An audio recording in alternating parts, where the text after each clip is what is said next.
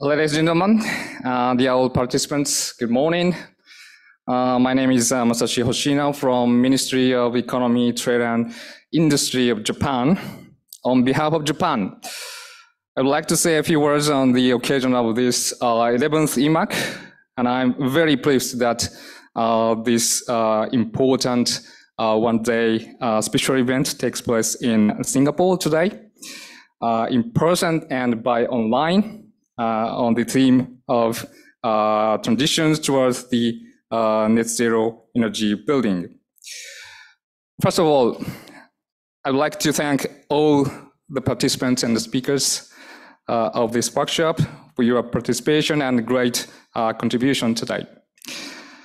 We'd also like to thank Singapore, the host country, for your excellent hospitality, and thank everyone engaged in this workshop, including Energy Efficiency Hub member countries and the Secretariat and neighboring countries and organizations, and of course ECCJ colleagues for your tremendous efforts to contribute for organize this event that finally takes place in person for the first time in a couple of years under the EMAK activities that Japan has been taking the lead. As looking at the global energy situation, we see energy efficiency is becoming more important in terms of ensuring energy security, responding to soaring energy prices, and aiming energy transitions towards our climate goal. In particular, energy efficiency in the building sector has high potential for achieving that.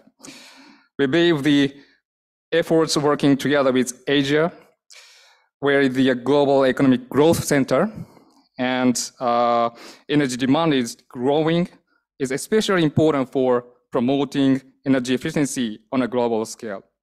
From these perspectives, this workshop is very timely and consistent with to find solutions for moving forward our efforts to tackle this global current situation and the future. Today we hope beneficial discussions and knowledge sharing on energy efficiency buildings. And also Japan would like to share our policy and technologies regarding a step-by-step approach toward net zero energy buildings, or ZEB. Now I'd like to talk about the host country. We understand that Singapore announced 2050 carbon neutrality and concrete steps to achieve it at the Singapore International Energy Week last October. The country also announced the goal that all buildings developed around the Julong Lake will achieve net zero emissions by around 2045, making the area one of the most sustainable regions in the world. In that sense, it is delightful that EMAK 11 workshop takes place in Singapore here today to help this challenge and keep your momentum up for the goal. When it comes to the history of EMAK, as Christina introduced already, it was established in 2010 under IPEC, International Partnership for Energy Efficiency and Conservation, to promote exchange of information on policies and best practices in each country regarding energy management and energy efficiency in the industrial and building sector, and networking between the policymakers and the practitioners as well. This is the first workshop for EMAK under the IEA Energy Efficiency Hub. And I am very pleased that we gathered for this historic event with the many participants from various countries and organizations today. Japan has promoted net zero energy buildings in our strenuous energy efficiency efforts, and ZEB is classified depending on the amount of reduction from reference energy consumption of buildings and we define as a ZEB ready with 50% reduction, near ZEB with 75%, and net ZEB with 100% reduction.